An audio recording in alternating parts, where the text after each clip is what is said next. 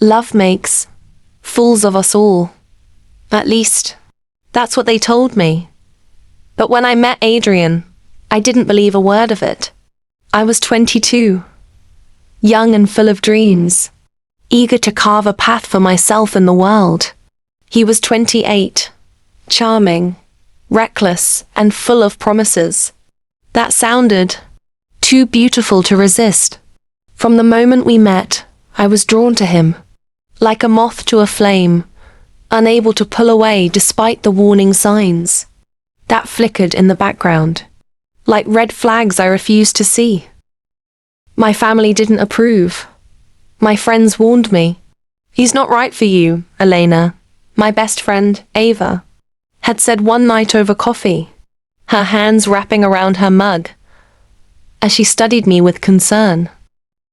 "You're too smart for this. He's reckless. He doesn't think things through." I had smiled then, shaking my head, brushing her words away like they were nothing but an overprotective friend's worries. They didn't see what I saw. They didn't know the way. Adrian made me feel alive, unstoppable, invincible. He had a way of making the world feel like an adventure waiting to be explored, of turning the ordinary into something extraordinary. Adrian wasn't just a man. He was a force. He would show up outside my house at midnight, throwing pebbles at my window, urging me to run away with him for the weekend.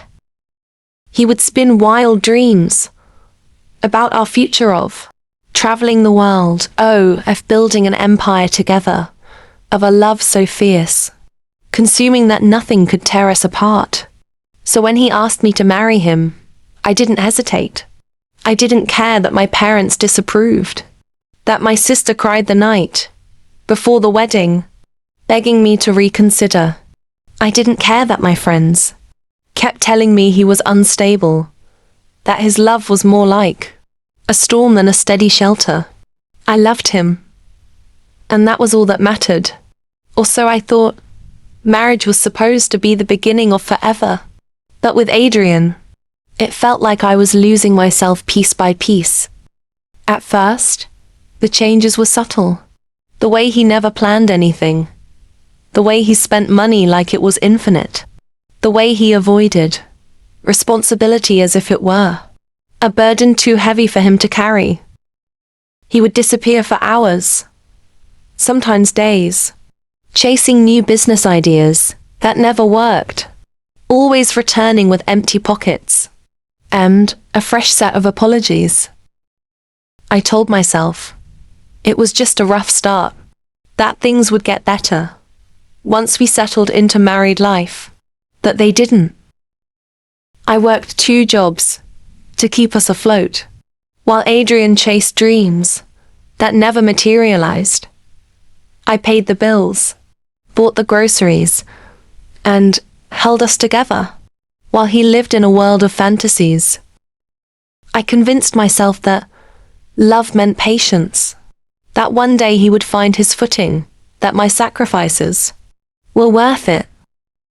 "You don't believe in me," he accused one night, when I begged him to take a real job, something stable. "I do, Adrian," I whispered, exhaustion weighing me down. "But belief doesn't pay the rent." He stormed out that night, leaving me alone in our cold, empty apartment, with nothing but the sound of my own heartbeat hammering in my chest. I gave up everything for Adrian. My family stopped speaking to me, tired of watching me suffer. My friends slowly drifted away, unable to watch me drown in a marriage that was slowly suffocating me. And yet, I stayed. Because love is sacrifice, isn't it? That's what I kept telling myself. That's what I clung to every time. I found myself crying alone at night, wondering why the man I had given my heart to felt more like a stranger than a husband. I convinced myself that things would change, that he would wake up one day and see everything I had done for him that he would finally become the man I had believed in. That love is not enough when it is one-sided. One night, after another exhausting shift at work, I came home to find Adrian sitting on the couch, scrolling through his phone, as if the weight of our crumbling marriage wasn't pressing down on us both. "We need to talk," I said, my voice barely above a whisper. He didn't even look up. "About what?" "About us. About this." He sighed, tossing his phone aside. "Elena, you always want to talk. Can't you just let things be? Let things be?"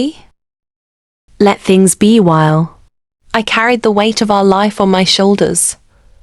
While he chased dreams that led nowhere.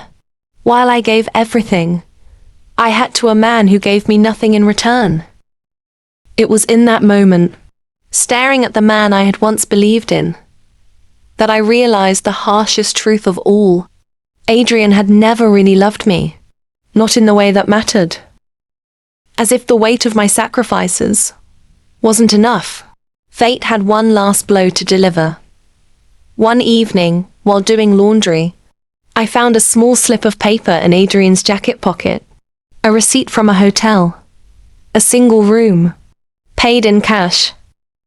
My hands trembled as I held the paper, my stomach twisting into knots. Adrian had been cheating on me. The betrayal cut deeper than I ever thought possible. I had sacrificed everything for him, my family, my friendships, my dreams, only to realize that I had been a fool. I confronted him, hoping, praying, that he would deny it, that he would fight for us. But he didn't. "It didn't mean anything," he said, as if that made it better, as if that erased the nights I had spent waiting for him, believing in him, sacrificing everything for him. And that was the moment I knew I had given my love to a man who never deserved it. Leaving him wasn't easy. For years, I had built my world around Adrian. I had defied my family, abandoned friendships, given up dreams, only to realize that love should never demand the sacrifice of yourself. I packed my bags on a quiet morning, my hands trembling, as I left behind the life I had fought so hard to keep. I didn't cry as I walked away. I didn't look back, because love is supposed to make you better, not break you. And though I regret marrying him, I will never regret leaving him. Some love stories don't end in happily ever after. Some love stories teach us that walking away is the bravest thing we can do. I regret marrying Adrian, but I don't regret the lessons I learned, because now I know true love should never cost you your dignity, your dreams, or yourself.